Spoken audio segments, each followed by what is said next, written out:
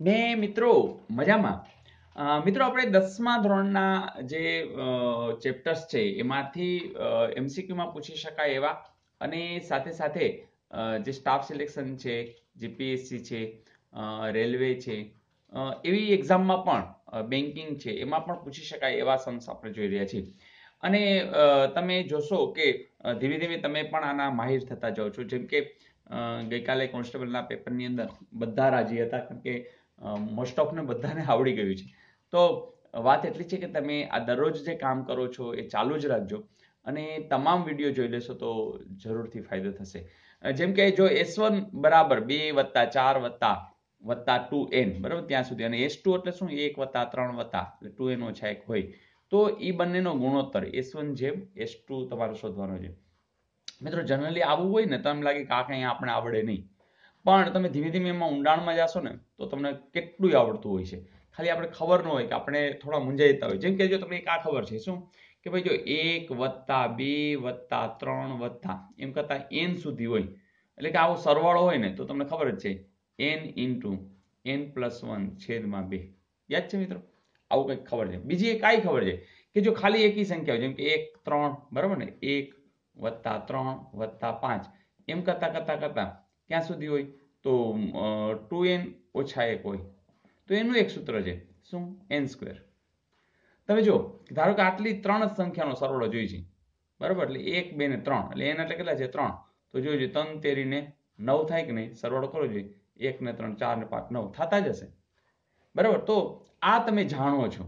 હવે આ જાણો છો એનો ડાયરેક્ટ ઉપયોગ છે, બીજું કઈ છે નહીં.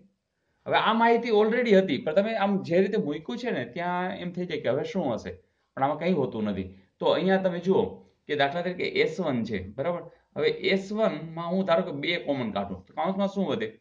1 વત્તા 2 આમાંથી કોમન નીકળી 2 વત્તા 3 આવું જ નીકળે અને છેલ્લે n.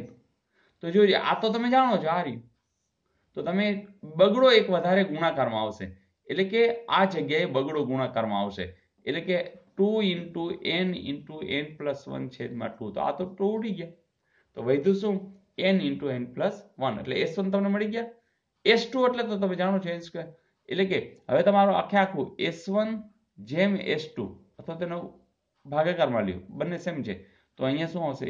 n into n plus 1 છેદમાં n સ્ક્વેર. હા કે ના? તો બસ આ n સ્ક્વેર એટલે n ગુણ્યા n, એટલે એક n કાઢી નાખો તો વધ્યું શું? n વત્તા 1 છેદમાં n. એવું ક્યાંય છે આ રહ્યું.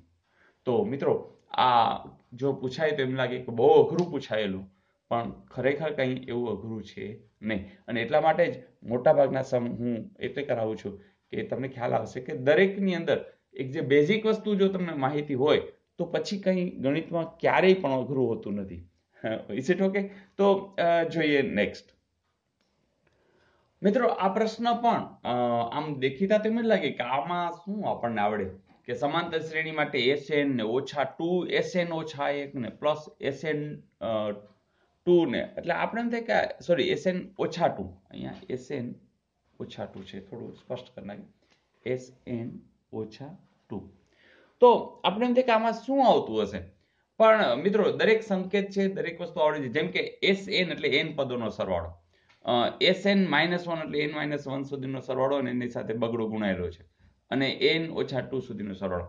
અને n છે આપણે 2 થી વધારે લેવાનું. ધારો કે ચલો લઈ લઈએ એક સમાંતર શ્રેણી લઈ. સમાંતર એટલે બધું સરખું છે, જેમ કે 1 2 3 અને 4 આ સમાંતર શ્રેણી છે, અને n એટલે કેટલા છે? 4 છે, એટલે 4 પદોનો સરવાળો બરાબર ને. તો આવી કંઈક વાત, જેમ કે આનો 4 પદોનો સરવાળો આપણે જોઈ લઈ બરાબર, તો કેટલા થાય Sn? તો Sn થશે 4 ને 3 7 ને 2 9 ને 1 10. હા કે ના? તો Sn ઓછા 1 બરાબર, Sn ઓછા 1 એટલે શું? અહીં સુધીનો સરવાળો, એટલે એમાંથી 3 ને 2 5 ને 1 6, અને Sn -2 બરાબર ને, તો અહીંયા બરાબર ને 4 સુધી નહોતો એટલે હવે આપણે 2 સુધીનો સરવાળો એટલે કે 3. તો પરિસ્થિતિ કેવી છે? પરિસ્થિતિ આટલી જ છે કે એ શું કહે છે કે Sn એટલે કે 10 ઓછા 2 ગુણ્યા Sn ઓછા 1 એટલે અહીંયા 6 દુ ને 12, અને હજી વત્તા Sn ઓછા એટલે 3, એટલે કે 6 દુ 12 13 ઓછા 12 13 ઓછા 12 એટલે કે 1. એ 1 શું હશે? એટલે આમ તો તમને લાગે છે કે આ ડિફરન્સ જ હશે, આમાંથી આ આમાંથી આ આમાંથી આ, તો થઈ જ જાય ને. કારણ કે વાત એટલી જ છે કે દાખલા તરીકે તમે SN લ્યો છો એટલે અહીં સુધીનો સરવાળો લ્યો છો, બરાબર? એટલે કે આપણે ચલો લખીએ SN ઓછા તમે આટલા બાદ 2 વાર કરો છો, તો હું ચલો આમ લખી શકું SN ઓછા 1 ઓછા SN ઓછા 1 અને વત્તા SN ઓછા 2. ફરીથી મેં શું કર્યું, આ જે હતા ને એને મેં 2 વાર લખ્યા. હા કે ના? આવું શું કામ લખ્યું કે મારે ડિફરન્સ જોઈએ. જો આને હું કૌંસમાં લખી શકું, પણ જો હું આને કૌંસમાં લખું ને તો મેં 12 ઓછાની નિશાની કાઢી, એટલે મારે અહીંયા ઓછાની નિશાની કરવી પડે. હા કે ના? હવે તમે જ કહો કે કોઈ પણ 4 પદોનો સરવાળો હોય એમાં 3 પદોનો સરવાળો બાદ કરો, તો આટલો સરવાળો બાદ કરી નાખો તો વધે કોણ? ખાલી 4 જ વધે કે નહીં? તો આટલા સરવાળામાંથી આટલો સરવાળો બાદ કરી એટલે કે જોજો 1 ને 2 3 ને 6 ને 4 10, 10 માંથી 1 ને 2 3 ને 3 6 બાદ કરો જી, તો 10 માંથી 6 જાય તો 4, એટલે કે આ ચોથું પદ વધે છે. એટલે કે આને તમે એમ કહી શકો કે ચોથું પદ એટલે કે T4 વધે છે, ચોથું પદ વધે છે, બરાબર? જ્યારે અહીંયા શું થશે તો એના જેવું જ થયું, તો અહીંયા તમારે શું થશે, ચોથું પદ ને ત્રીજું પદ વધશે, કારણ કે SN ઓછા 1 એટલે અહીં સુધીનો સરવાળો 3 ને 2 5 ને 6, એમાંથી SN ઓછા 2 એટલે અહીં સુધીનો સરવાળો, તો 6 માંથી 3 જાય એટલે 3, એટલે કે આ વધશે, એટલે કે અહીંયા T3 વધશે. એટલે કે T4 માંથી T3 બાદ થાય, એ તો કે જેવું કે આગલા પદમાંથી એના પછીનું પદ બાદ થતું હોય આમાંથી આ, તો એને તો આપણે શું કહીએ છીએ? ડિફરન્સ કહીએ છીએ. હા કે ના? તો અહીંયા શું થાય, SN ઓછા 1 એટલે શું થાય? TN થાય, અને આ એટલે n નું પદ, અને આમાં શું થાય? n ઓછા 1 નું પદ. અને હંમેશા યાદ રાખો કે n માં પદમાંથી n ઓછા 1 પદ બાદ કરવું એટલે તો કે ડિફરન્સ D, એટલે કે આપણને એકચ્યુઅલી આ D જ આપ્યું છે. તો આવા તમે ઉદાહરણ સાથે પણ જોઈને ચેક કરી શકો છો. તમને એમ કે ગણતરી સાથે દર્શાવો તો આ ગણતરી, હે તો આ ગણતરી છે કે આને તમે આમ લખો, આ એટલે કાંઈ નથી TN છે, આ એટલે શું? TN ઓછા 1 છે, અને કોઈ પણ n માં પદમાંથી n ઓછા 1 પદ બાદ કરો તો એ D આવશે, કારણ કે એ કેવી છે? સમાંતર શ્રેણી છે, અને એવું તમામ જગ્યાએ સરખું જ હોય. હા, આના પછીનું પદ કહી શકો 5 આવે, પછી 6 આવે, પછી 7 આવે, કારણ કે ડિફરન્સ નક્કી છે, સમાંતર, અંતર, સરખું અંતર, એટલે કે D બધી સમાન હોય. બસ આ પતી ગયું. તો મિત્રો આવી વાત, તો આવું પૂછાય તો મૂંઝાતા નહીં, સાવ સહેલું છે. આજે હું થોડુંક અપ એટલે કરું છું કે બંને લેવલ આપણે મેન્ટેન કરવાના છે, હળવું પણ કરવું છે, થોડુંક ભારે પણ કરવું છે, પણ આમ ભારે કાંઈ હોતું નથી, સમજવામાં થોડું એક વખત તમારે લેવાનું હોય છે. હું ભારે મસ્તો બોલું છું, ખરેખર કાંઈ ભારે હોતું નથી. જોઈએ નેક્સ્ટ.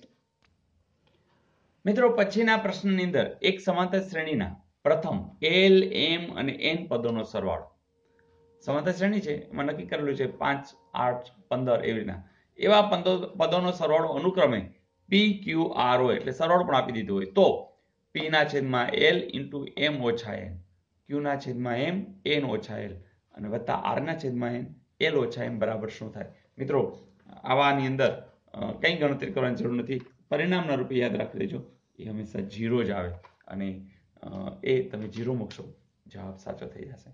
તો મિત્રો કેટલું સહેલું છે, ક્યારેક તમે ખબર જ છે કે આવું હોય તે 0 આવે તો ત્યારે કંઈ ગણતરી બતાવી એનો કોઈ હેતુ હોતો નથી, માત્ર ખબર હોવી જોઈએ.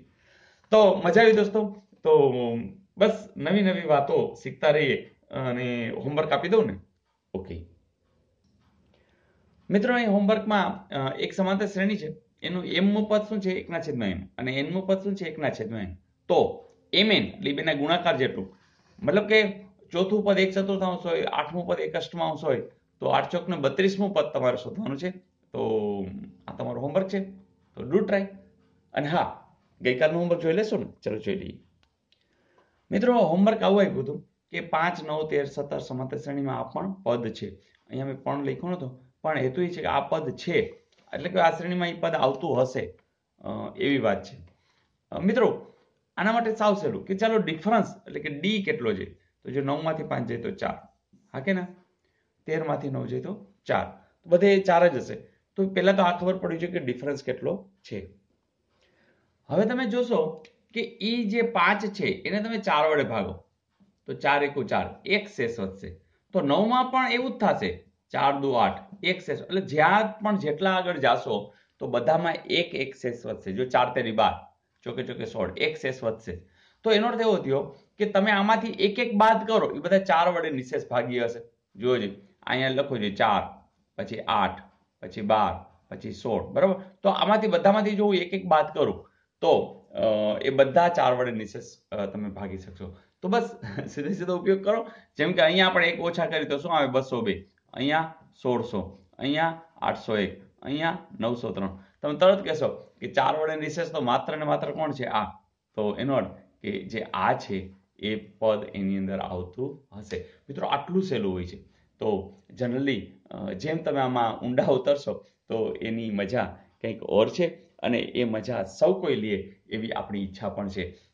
અને એટલે જ મિત્રો કે તમે જ્યાં પણ હો, જે જગ્યાએ હો, તમારી આજુબાજુ કોઈ ને કોઈ તો છે, કોઈ ગવર્મેન્ટ જોબની તૈયારી કરી રહ્યું છે.